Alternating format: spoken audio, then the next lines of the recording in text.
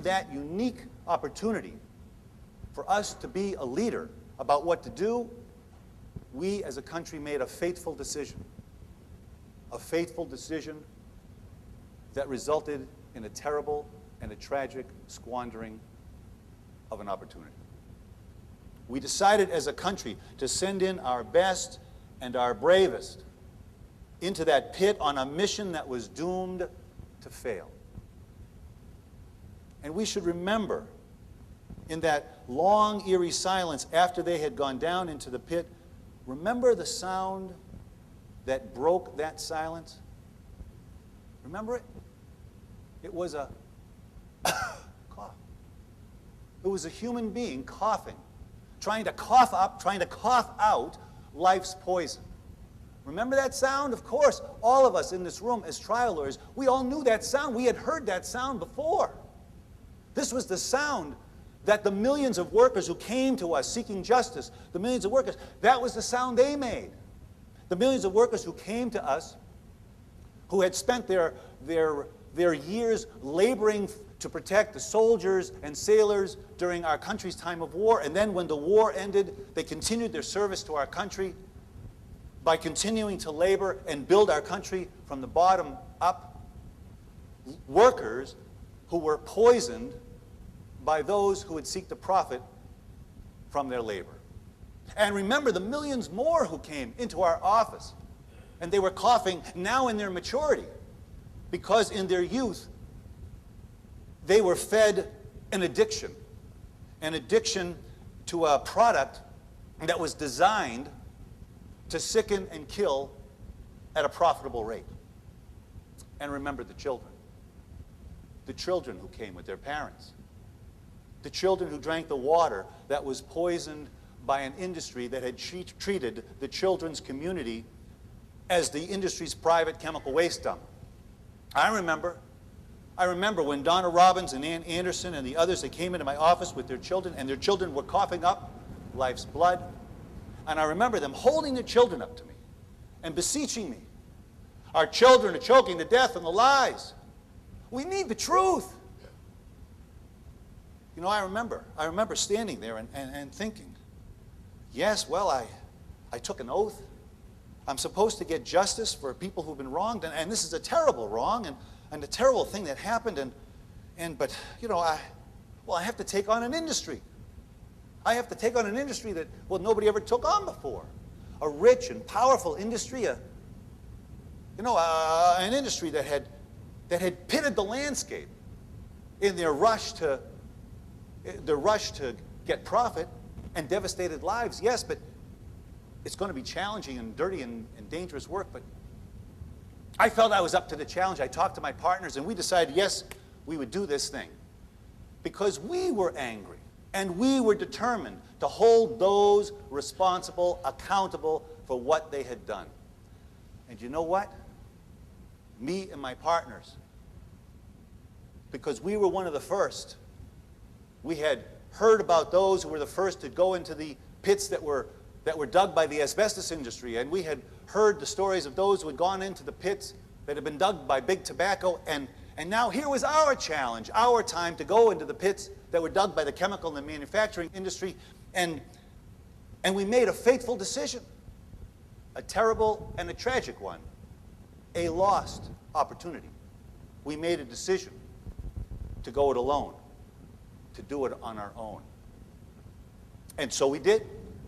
You see, we went into the pits, the environmental pits, and although the stories of those who went in, the first to go in now, who also made their fateful decisions to go it alone and go it on their own. Heroic, yes, but tragic and doomed to fail. Those stories are all different, of course, but you know, the journeys that we all took, I have come to realize the journey was all the same. And I want to take for just a moment to just review for you what we all learned. The first ones, and then the later ones, what we learned on that journey.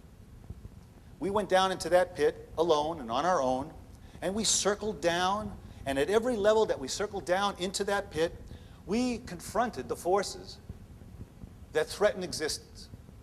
You know, we had to confront and endure the dark of ignorance. We had to confront and endure the risk of carelessness. We had to endure the heat of greed and the smoke of hatred. But we did. And down and down and down and down we went. Determined to get to the bottom. We never did.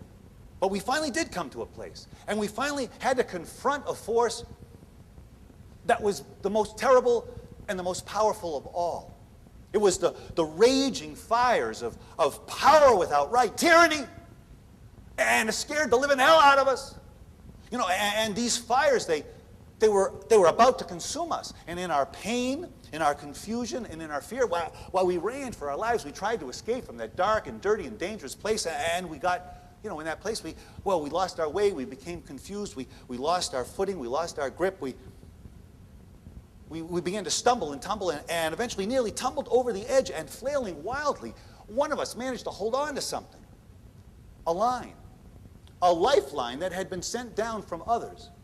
And we held on for dear life, you know, and well, we took one hand, we put it on the other, and slowly and surely we climbed out and up out of that terrible and dangerous pit.